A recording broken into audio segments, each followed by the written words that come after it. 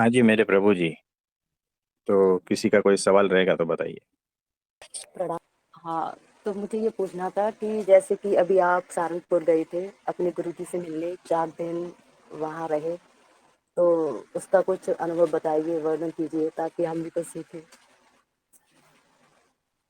हाँ जी, तो देखो अभी जो है हम 4 दिन के लिए हमारे गुरु जी से मिलने के लिए गए थे सारंगपुर गुजरात, है ना। तो नज़दीक से नज़दीक दर्शन जो हमें मिला वो हमारे 19 कदम, यानी दूसरे जो हेल्दी है उनके जो है उनके 14-15 कदम हो सकते हैं। मतलब इतना दूर से हमें दर्शन हुए। और जैसे गोष्ठी होती है, यानी कि बातचीत होती है और पूजा होती है, ये सारा कुछ हमें देखने का मौका मिला और उनको सुनने का भी मौका मिला। और हम भी बैठे थे और ये सारा प्रोग्राम चला 2 घंटे तक। अब 2 घंटे तक हम वहाँ बैठे, इतने नज़दीक से अब तक हम इतना अमूल्य अवसर हमें मिला ही नहीं है। वो 2016 के बाद 10 साल हो गए।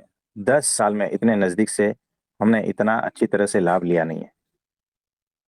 और ऐसा 3 दिन लगातार, 2-2 घंटा, है ना। इस तरह से हमने बहुत ही अद्भुत लाभ लिया। और सबसे बड़ी बात क्या है कि वो ग्लास बीच में नहीं था, है ना। यानी कि ओपन में था, मंदिर के बाहर ओपन में बैठे थे।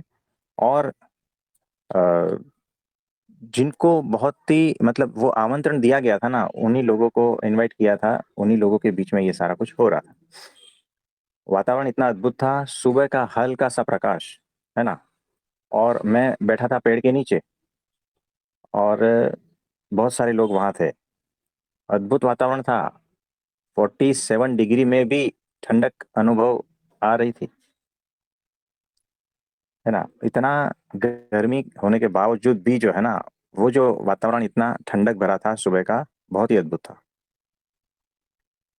तो इतने नजदीक से हमें बहुत कुछ मिला। अब देखो, आपका जितना भी संपत्ति है, घर है, गहने हैं, सब कुछ अगर आप दान में दे दोगे ना उनको, तो भी आपको इतने नजदीक से दर्शन मिलेंगे नहीं, गारंटी से कह रहे हैं हम, है ना। और अगर हमें कहा जाए कि आपको हमारे गुरु जी जो है महान स्वामी जी के, उनके चरण स्पर्श करने को दिया जाए, तो आप क्या दान में दोगे? ऐसा हमारे सामने अगर कोई पूछता है तो हम कहते हैं कि मुंबई का हमारा फ्लैट ले लो, जितना इन्वेस्टमेंट है वो ले लो, हमारा दवाखाना बेच देंगे, हम आ जाएंगे सीधा सीधा रोड पे, अगर हमें हमारे गुरु जी के चरण स्पर्श करने को मिलेंगे। और वो भी कैसा है कि उनके पैर में सूजन रहती है और वो सॉक्स से ढका हुआ रहता है। यानी डायरेक्ट तो नहीं, सिर्फ उनके मोजे जो पहने हैं ना, उनके स्पर्श की बात कर रहा हूं मैं। उनके स्पर्श अगर करने को मिल जाए तो हम अपना पूरा फ्लैट बेच देंगे, हमारा सारा इन्वेस्टमेंट बेच देंगे, हमारे गहने जो भी है वो सारा का सारा कुछ हम दान में दे देंगे हमारे गुरु जी को। और हम आ जाएंगे रोड पे, फिर भी हम उसको चुका नहीं पाएंगे कि हमारे गुरु जी ने हमें चरण स्पर्श करने दिए, हम उसका मूल्य चुका नहीं पाएंगे।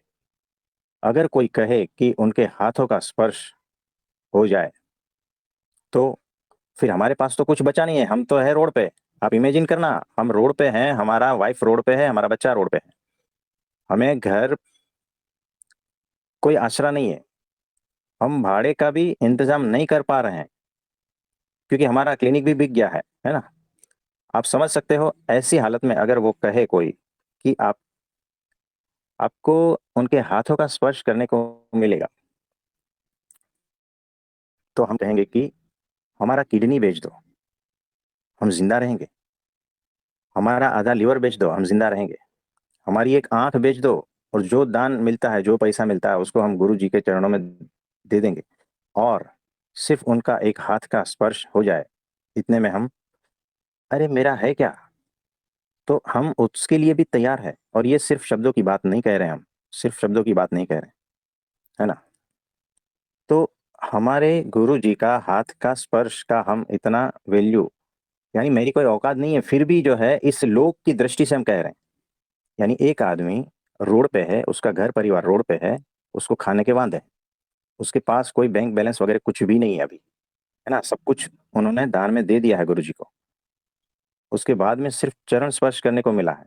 फिर उसके बाद में शरीर के सारे अंग एक एक निकाल कर बेच दिए हैं, एक आंख भी बेच दिया, क्योंकि एक आंख इसीलिए रखा है कि हमारे गुरु जी का दर्शन हो सके, है ना।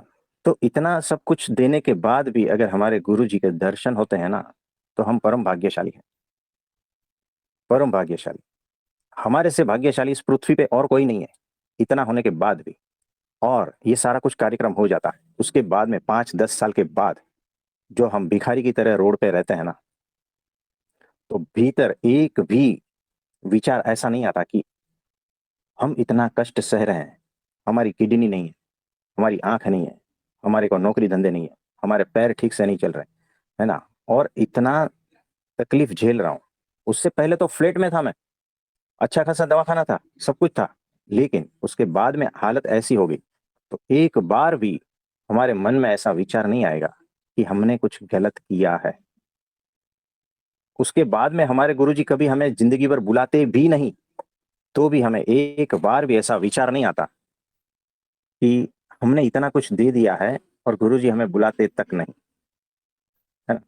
तो गुरु जी का एक दृष्टि, एक स्पर्श का हमारे लिए इतना वैल्यू है।